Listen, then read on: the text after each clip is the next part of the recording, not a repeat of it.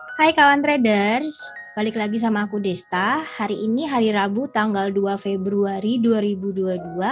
Aku mau kasih info seputar market fundamental hari ini.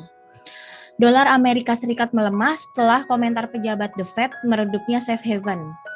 Dolar Amerika Serikat melemah pada hari Rabu setelah pejabat The Fed mengecilkan kemungkinan kenaikan suku bunga setengah basis poin pada bulan Maret, serta rally di pasar ekuitas global mengurangi daya tarik safe haven. Indeks dolar turun ke 96,272 dan menjauh dari tertinggi 19 bulan baru-baru ini di 97,441. Euro mendapat dorongan dari kenaikan imbal hasil UI. Dengan imbal hasil 10 tahun, Jerman mencapai level tertinggi sejak pertengahan 2019 setelah data inflasi yang tinggi memicu spekulasi bahwa Bank Sentral Eropa mungkin harus memperketat lebih awal. Demikian juga, imbal hasil 10 tahun Inggris mencapai level yang terakhir terlihat pada awal 2019 menjelang perkiraan kenaikan suku bunga dari Bank of England minggu ini.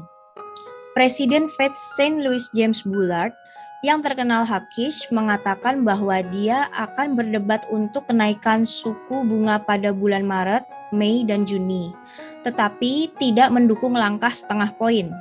Luni menguat setelah fokus investor beralih ke bank sentral lain selain The Fed. Dolar Kanada menguat atas greenback pada Selasa setelah investor beralih fokus pada bank sentral selain The Fed, yang juga mengadopsi sikap hawkish. Luni menguat 0,2% ke 1,2685. The Fed bukanlah satu-satunya bank sentral yang menghentikan keran stimulus. Pasar uang memperkirakan BOE akan menaikkan suku bunga pada hari Kamis dan BOC diperkirakan menaikkan di bulan Maret dan total 6 kali di tahun ini. Emas selanjutkan penguatan berkat pelemahan dolar Amerika Serikat safe haven. Harga emas memperpanjang kenaikan pada hari Selasa karena pelemahan dolar Amerika Serikat dan ketegangan di Ukraina mendukung permintaan safe haven. Spot emas naik 0,2% menjadi 1.800,36 dolar. Pejabat The Fed mengatakan mereka akan menaikkan suku bunga pada bulan Maret, namun berhati-hati tentang apa yang mungkin terjadi dalam menghadapi prospek inflasi yang tidak pasti dan pandemi yang sedang berlangsung. Minyak catatkan penguatan bulanan terbesar sejak Februari 2021.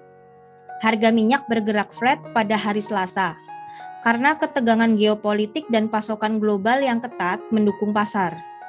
Bahkan ketika spekulasi bahwa OPEC Plus mungkin meningkatkan pasokan lebih dari perkiraan.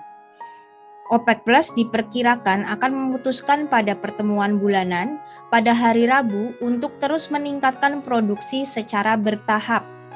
Namun Goldman Sachs mengatakan ada kemungkinan rally pasar minyak akan mendorong peningkatan yang lebih cepat. Di hari Jumat, patokan minyak mentah mencapai harga tertinggi sejak Oktober 2014 dengan Brent menyentuh 91,70 dolar dan WTI Amerika Serikat mencapai 88,84 dolar. Keduanya naik sekitar 17% pada Januari karena kekurangan pasokan. Ketegangan politik di Timur Tengah antara Rusia dan Barat atas Ukraina. Namun, sumber mengatakan pertemuan panel teknis OPEC Plus pada hari Selasa tidak membahas kenaikan lebih dari yang diharapkan 40.000 barel per hari dari Maret. Wall Street mampu menguat di tengah perdagangan yang fluktuatif. Wall Street ditutup menguat pada hari Selasa, meski perdagangan cenderung fluktuatif.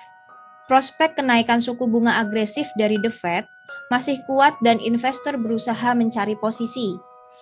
Sentimen pasar lainnya adalah pandemi yang belum menemui titik terang dan tensi geopolitik di Eropa. Indeks Dow Jones naik 0,78%, S&P 500 naik 0,69% dan Nasdaq Composite bertambah 0,75%.